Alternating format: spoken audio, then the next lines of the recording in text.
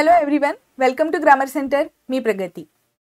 स्पर्धा परीक्षांची तयारी करत असताना तुम्हाला इंग्लिश विषयाला पण तितकंच महत्त्व द्यावं लागेल जितकं महत्त्व तुम्ही इतर विषयांना देता. हा विषय ऑप्शनलला टाकून अजिबात जमणार नाहीये. बेसिक पासून सगळे नियम तुम्हाला अभ्यासावेच लागतील आणि जास्तीत जास्त प्रॅक्टिस देखील करावी लागेल. आणि यासाठी तुम्हाला आपल्या या ग्रामर सेंटरच्या यूट्यूब चॅनलवरचे सगळे लेक्चर्स खूप युजफुल ठरणार आहेत. स्पेशली आपली ही SV बक्षी यांची जी सिरीज आहे ही तुम्ही सुरुवातीपासून फॉलो करू शकता. लिंक डिस्क्रिप्शन बॉक्स आणि आय बटनमध्ये प्रोव्हाइड केलेली आहे. सगळे लेक्चर्स सिक्वेन्सनी बघा, तुम्हाला तुमच्या इंग्लिशमध्ये बरीच इम्प्रूव्हमेंट झालेली दिसेल. आजच्या लेक्चरमध्ये आपण वर्ब्सचे काही नियम बघणार आहोत. यात आपल्याला साधारणतः एखादं वाक्य बनवत असताना number of, plenty of, lots of किंवा मग पर्सेंट ऑफ असे जर शब्द आलेले असतील तर तिथे वर्ब सिंग्युलर वापरायचं का प्लुरल वापरायचं याबद्दल डिटेलमध्ये अभ्यास करायचा आहे. आजच्या लेक्चरमध्ये आपण बरेच एक्झाम्पल्स बघणार आहोत आणि त्या माध्यमातून हे सगळे रूल्स आपण व्यवस्थित समजून घेणार आहोत.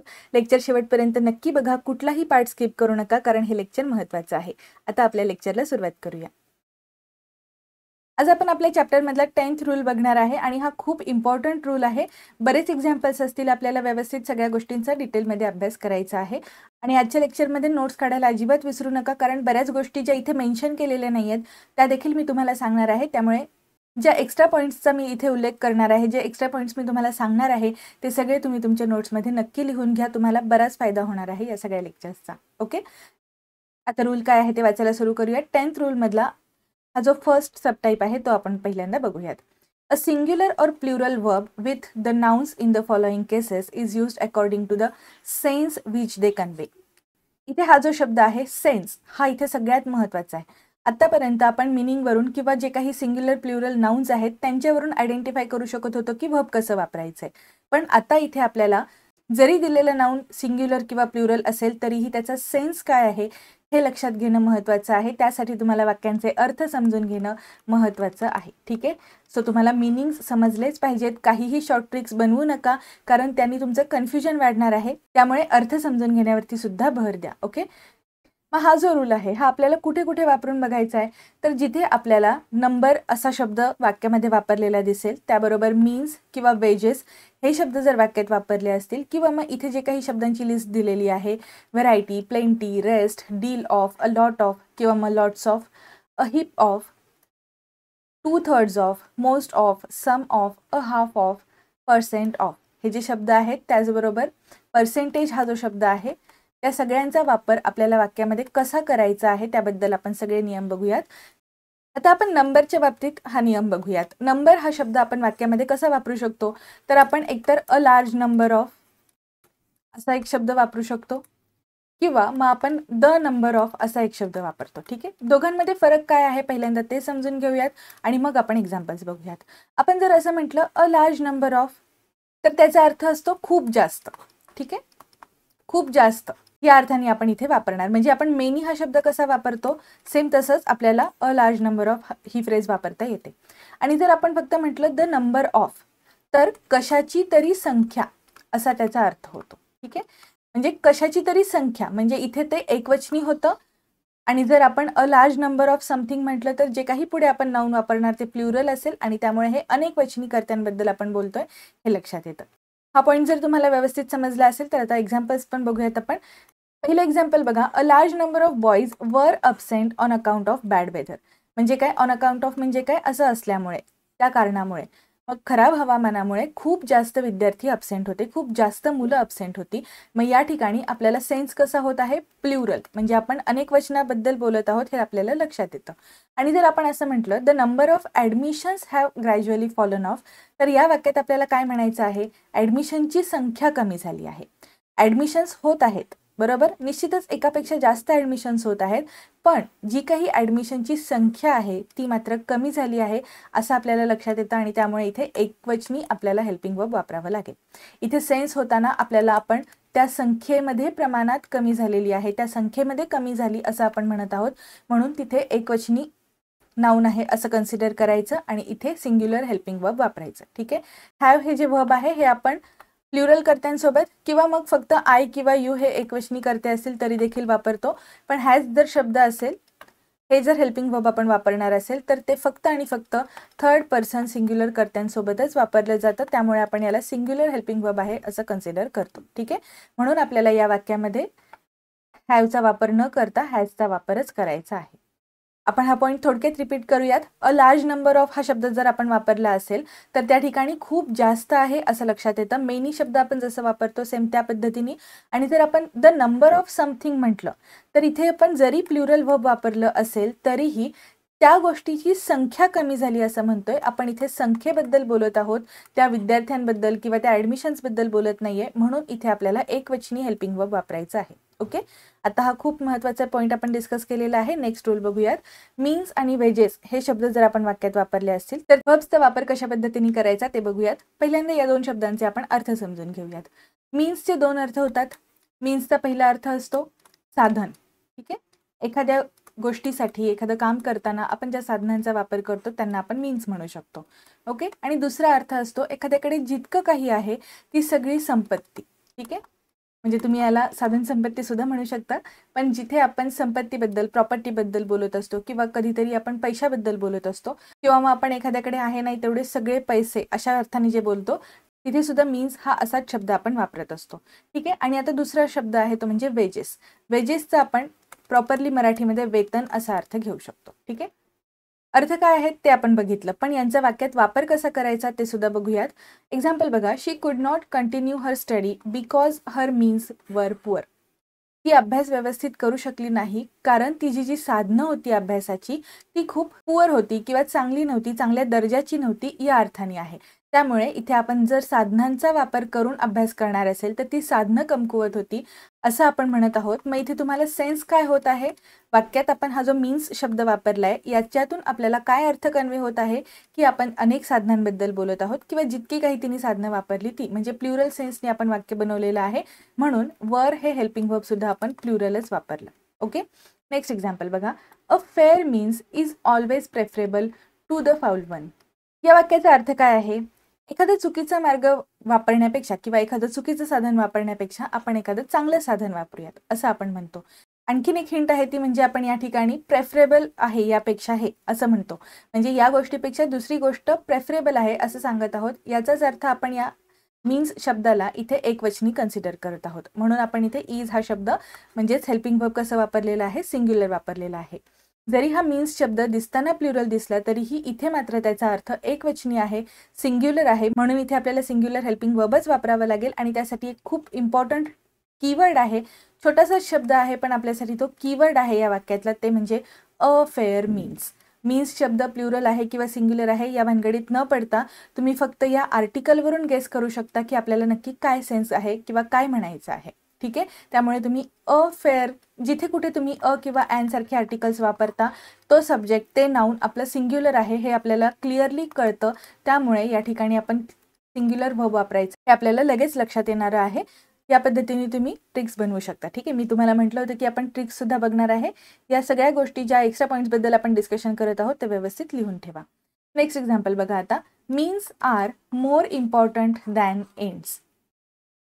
या वाक्याचा मेन अर्थ काय आहे की आपण आपले जे काही एंड्स आहेत किंवा ध्येय आहे किंवा जे गोल आहेत आपले ते गोल्स आपण अचीव करताना फक्त त्याच्यावरती फोकस करण्यापेक्षा तुम्ही कशा पद्धतीने त्या ध्येयाकडे मार्गक्रमण करत आहात, कशा पद्धती तुम्ही वापरत आहात हे जास्त महत्त्वाचं आहे असं इथे म्हटलेलं आहे. म्हणजे तुम्ही कुठल्याही चुकीच्या पद्धती वापरून जर ते गोल मिळवणार असाल, तुम्हाला जे काही अचीव करायचे ते मिळवणार असाल तर त्यात काहीच पॉईंट नाही आहे. त्यामुळे अशी एक म्हण असते, means are more important than the ends.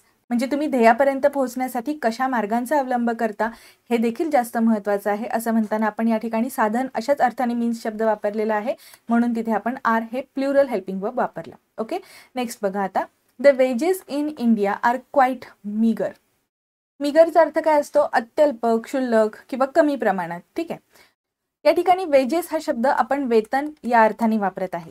आता तुम्ही इकॉनॉमीमध्ये हा शब्द ऐकला असेल, सॅलरीच्या ऐवजी आपण वेजेस हा शब्द वापरलेला असतो. मग इंडियामध्ये जितके काही सॅलरी आहेत किंवा जितके काही वेतनाचे प्रकार आहेत ते खूप अत्यल्प आहेत किंवा त्याचं जे प्रमाण आहे ते खूप कमी आहे. या अर्थाने आपण इथे प्लुरल सेन्समध्ये हा वेतन शब्द किंवा हे वेजेस शब्द वापरलेला आहे. त्यामुळे या ठिकाणी आर हे प्लुरल हेल्पिंग वर्ब येणार.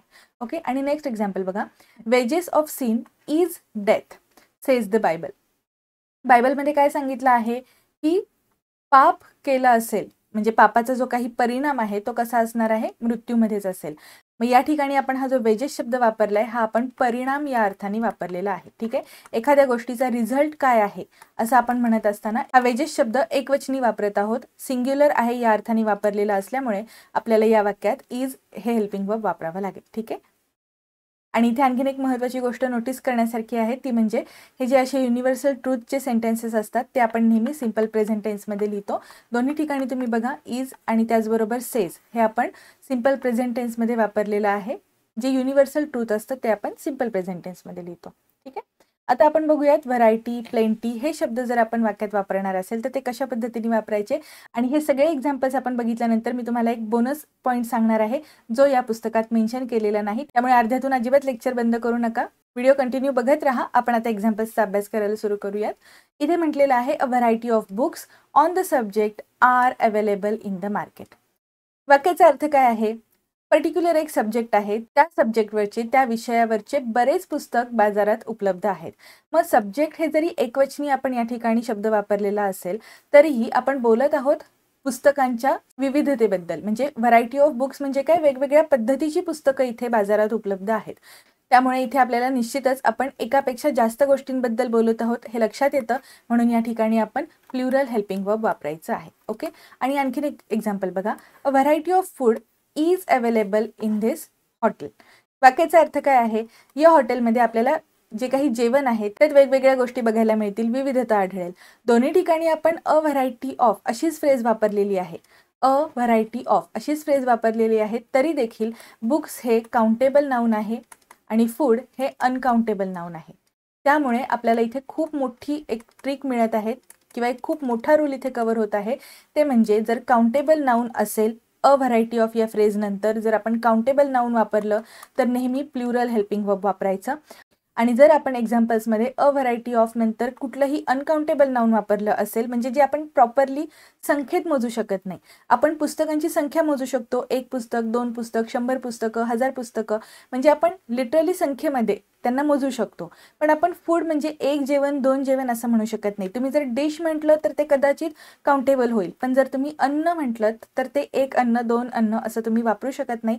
त्यामुळे ते अनकाउंटेबल नाऊन आहे आणि तेथे आपल्याला सिंग्युलर हेल्पिंग वर्ब वापरायचं आहे, किंवा जे काही वर्बचं फॉर्म असेल ते नेहमी सिंग्युलरच असेल. ठीक आहे, हेल्पिंग वर्ब असेल किंवा मग मेन वर्ब असेल, दोन्ही गोष्टींमध्ये हा पॉईंट 100% लागू पडणार आहे. या पुस्तकात असं कुठेही मेन्शन केलेलं नाहीये. मी तुम्हाला ही ट्रिक जी सांगितलेली आहे ती व्यवस्थित नोट्समध्ये लिहून घ्या. आत्ताच्या आत्ता ह्या सगळ्या पॉईंट्सचा तुम्ही तुमच्या नोट्समध्ये समावेश करा.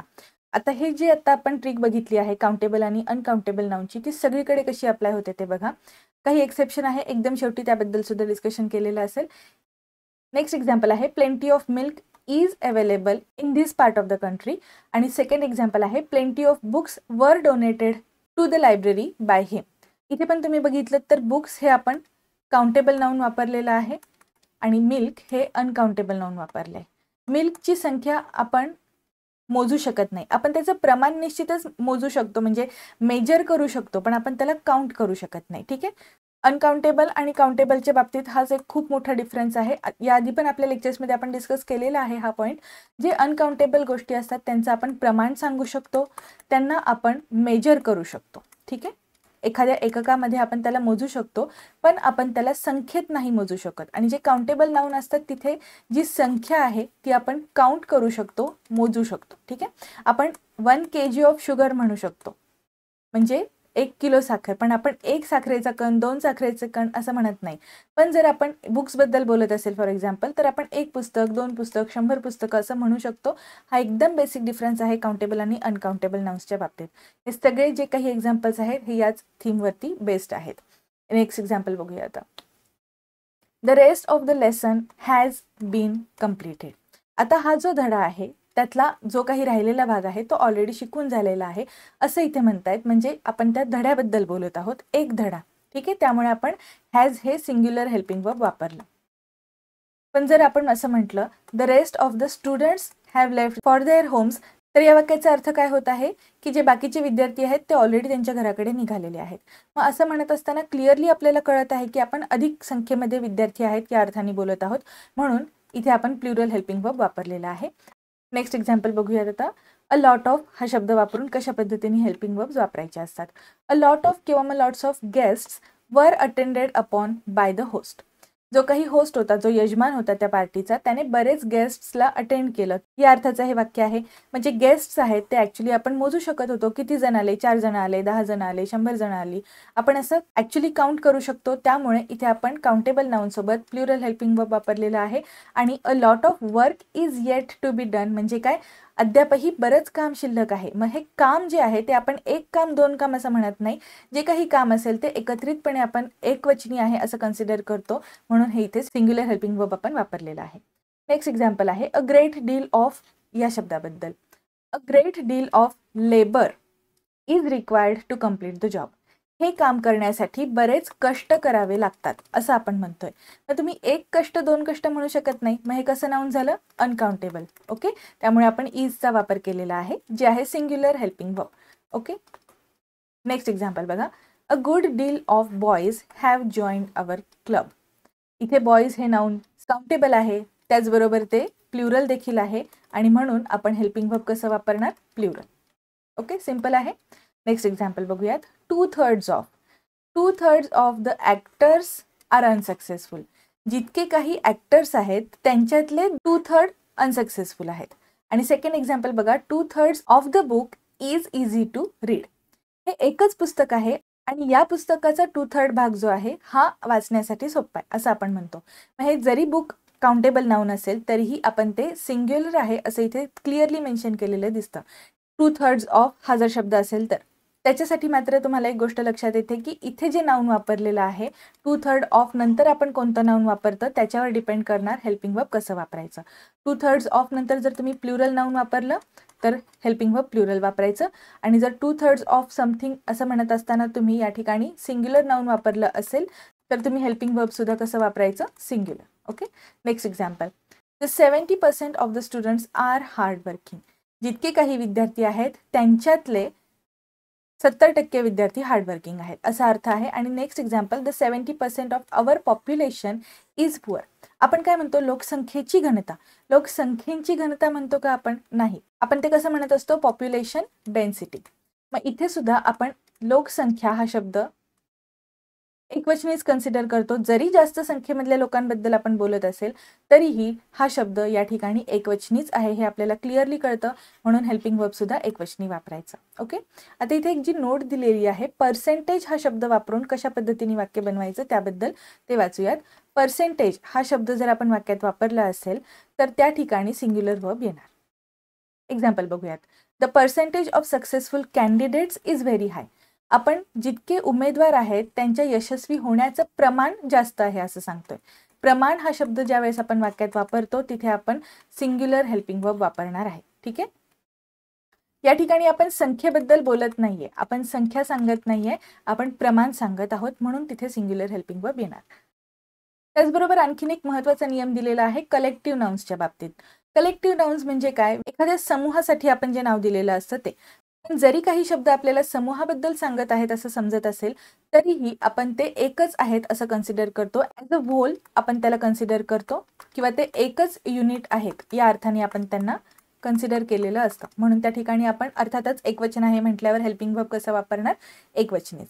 A set of books, a pair of spectacles, a pair of scissors, a bouquet of flowers, a kind of something, a series of events, a gang of robbers. म्हणजे असे जे शब्द आहेत जरी हे कलेक्टिव्ह नाउन वापरलेले असतील तरीही आपण त्यांना एक युनिट कन्सिडर करत आहोत. इथे त्यातला कुठलाही भाग डिव्हिजिबल नाही, तो त्याच्यातून विभाजित होऊ शकत नाही, म्हणून आपल्याला या ठिकाणी ॲज अ होल म्हणजेच काय एकसंधपणे आपण ते कन्सिडर करतो, म्हणून तिथे सिंग्युलर हेल्पिंग वर्ब्स येतात. ओके, आता ज्यावेळेस आपण एखादी कात्री वापरणार असेल, अ पेअर ऑफ सीझर्स, जरी दोन पाती आहेत म्हणून आपण तिथे सीझर्स म्हटलं तरीही ती वस्तू एक आहे, बरोबर. स्पेक्टेकल्स, चष्मा, यामध्ये सुद्धा दोन डोळ्यांसाठी आपण ग्लासेस वापरलेले असतात, पण ती वस्तू एक आहे म्हणून आपण तिथे हा शब्द सिंग्युलर आहे असं कन्सिडर करतो. त्याचबरोबर जीन्स, पॅन्ट्स हे शब्द सुद्धा एकवचनी आहेत असंच कन्सिडर केलेलं असतं. याबद्दल बरेच डिटेलमध्ये डिस्कशन अपेक्षित आहे, ते आपण नाऊन टॉपिकमध्ये सगळं कव्हर करूयात. ठीक आहे, नाऊन चॅप्टर ज्यावेळेस आपण चालू करू त्यावेळेस तुम्हाला या सगळ्याबद्दल डिटेलमध्ये अभ्यास करता येईल. एक शेवटचं एक्झाम्पल बघूयात. A series of matches is likely to be played next month. जे काही मॅचेस होणार आहेत त्यांची एक सिरीज, एक शृंखला पुढच्या महिन्यात खेळवली जाणार आहे असं म्हणत आहोत. या ठिकाणी अ सिरीज हा जो शब्द आहे, ॲक्च्युली आता सिरीज शब्द हा नेहमी जरी सिंग्युलर असेल, प्लुरल असेल तरीही तो सिरीज असाच लिहिला जातो. स्पीसीज हा शब्द सुद्धा तसाच आहे. दिसताना जरी आपल्याला प्लुरल वाटत असेल तरीही त्यांचा अर्थ सिंग्युलर निघत असेल तर आपल्याला त्या ठिकाणी सिंग्युलर हेल्पिंग वर्ब्स वापरायचे आहेत. ओके, खूप महत्त्वाचे नियम आज आपण डिस्कस केलेले आहेत. आता जे विद्यार्थी शेवटपर्यंत लेक्चर बघत आहेत त्यांच्यासाठी बोनस पॉईंट. एक शब्द आहे किंवा एक फ्रेज आहे, अ मेजॉरिटी ऑफ. ही जी फ्रेज आहे यानंतर नेहमी प्लुरल व्हर्ब्सच वापरायचे असतात. ठीक आहे, अ मेजॉरिटी ऑफ यानंतर कुठलाही शब्द आला त्या वाक्यामध्ये प्लुरल व्हर्ब म्हणजे अनेक वचनी व्हर्ब्स वापरायचे आहेत, हे कधीही विसरू नका. याचं आपण एक एक्झाम्पल बघूयात. अ majority of youngsters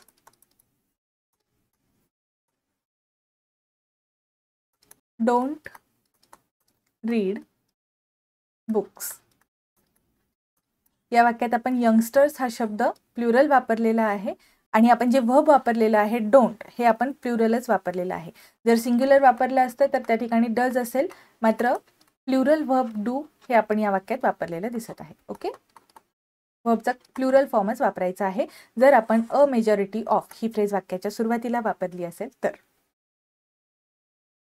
I hope तुम्हाला आजच्या लेक्चरमध्ये बऱ्याच नवीन गोष्टी शिकायला मिळाल्या असतील. तुम्हाला जर आजचं लेक्चर आवडलं असेल तर प्लीज एक लाईक नक्की करा, त्यामुळे मला देखील मोटिवेशन मिळेल. आजच्या लेक्चरमध्ये आपण बरेच पॉईंट्स डिस्कस केलेले आहेत, त्यामुळे मे बी हे लेक्चर थोडंसं लेंदी असू शकेल. तरीही सगळे जे काही नियम आपण अभ्यासले आहेत त्यांचा व्यवस्थित अभ्यास करा, प्रॅक्टिस करा. कारण आता व्हर्ब्स या टॉपिकवरती आणखीन 2 लेक्चर्स होतील, त्यानंतर आपण प्रॅक्टिस एक्सरसाइज चालू करणार आहे. त्यामुळे अजूनपर्यंत जर तुम्ही आधीचे लेक्चर्स बघितले नसतील तर नक्की बघा, त्याचा तुम्हाला बराच फायदा होणार आहे पुढच्या लेक्चर्ससाठी सुद्धा. भेटूयात पुढच्या लेक्चरमध्ये. थँक्यू.